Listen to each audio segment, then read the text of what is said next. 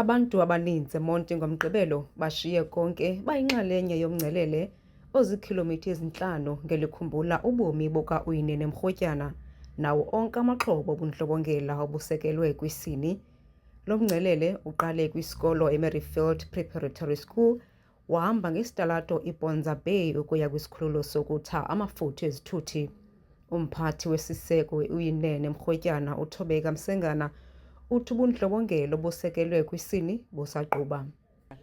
So silapha namhlanje ukuba sikhumbule Uyinene, but also silapha ubana sikhumbuze iSouth Africa into yokubana basekhona abantwana abafana noUyinene abasaswelekayo babulawayo through i-GBV. So silapha namhlanje to ensure ubana asithi cwaka siluluntu, communities siyavuselela isazela into yokubana sisalwa into ye-GBV. Siyava ngemihla abantu bayabulawa, bayareyitshwa, abantu abangomama, abantu abadala, the LGBTQI community, the disabled people living with disabilities are also still not safe.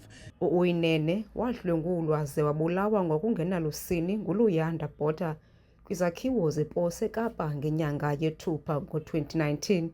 Mrwetyana wayeneminyaka eli-19 esenza izifundo zosasazo nemiboniso kamabonakude kwiDyunivesithi yaseKapa ngethuba lesisehlo.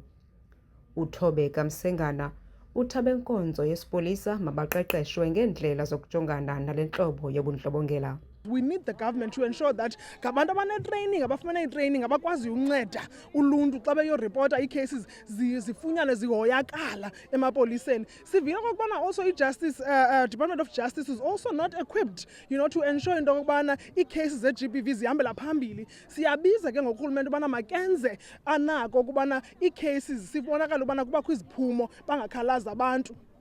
Lo mngcelele uza kanye xa usapho lakwaNyweba eDikeni lusazikhotha amanxeba emva kokubulawa ze kutshiswe intombi yalo ukungawo naye obeneminyaka eli-19. uEmihle Dumbisa ophuma kwiqela elenza imiboniso Isono Sakuba uthi nabo banendima abayidlalayo ekwenzeni imiboniso ekhalimela lo mkhuba umbi. Ugxininise ukuba amapolisa awenzi ngokwaneleyo ukulwa lo mkhwa.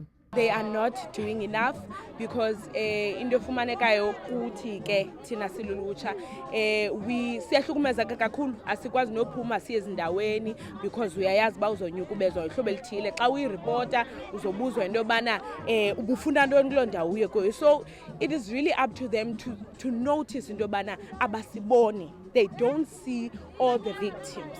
Ilungu lepalamente uMlibo Qhoboshiyane nobekhokhela lo mngcelele uthi amadoda kufuneka atshintshe indlela acinga ngayo. Kufuneka itshintshe ingqondo yomntu ongutata into okokuba le ndlela sikhuliswe ngayo yokusebenzisa amandla singasebenzisa ubuchopho, ukusebenzisa ubuthina, masculinity, nokuba sikhulisa abantwana abangabafana sibafundise into okokuba kulixabiso elizweni ukuhlonipha umntu ongusisi nomntu ongumama uba akadlakatheliswa umntu ongumama. Besikhula siyazi loo nto uba iintyatyambo zamakhaya ziyakhuselwa, kodwa sibona namhlanje izinto zijika besenzakaliswa, bebulawa, betshiswa, bengcwatywa. Umntu ngumntu ebethe uyamthanda kumangcwaba ashalo amshiye apho. Ithetha ukuthi ikhona intshintsho nentshisakalo ekufanele uba ii-campaigns ezifana nolu hlobo singazityesheli, ibe ngumxholo wamihla le de izazela zethu zihlaziyeke.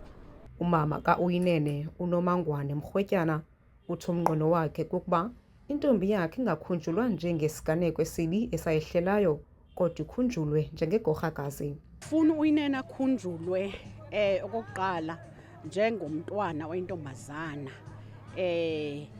endingathandi uba makasoloko ekhunjulwa ngokuba umntwana othile owahlelwa sisehlo esamehleleyo esamahlelayo. Ngaske akhunjulwe ngoba uyinene bakhe njengoba bendichazile. Okwesibini, into esingenayishiya ngoba lo mkhuba wokuhlukunyezwa komama, abantwana kunye nabantu abadala nala community LGBTQI uya usanda, ndiyafuna akhunjulwe njengegorhakazi elemayo kwade kwasekugqibeleni. uMrwetyana uthi uYinene ebenentliziyo entle, ethanda usapho lwakhe, ekwangumntwana obethanda iincwadi kwaye esenza kakuhle kwizifundo zakhe yaye engafihli makhuba kulinywa. Ndinguyamkela Mtshiywe kwindaba ze-MPK eMontini.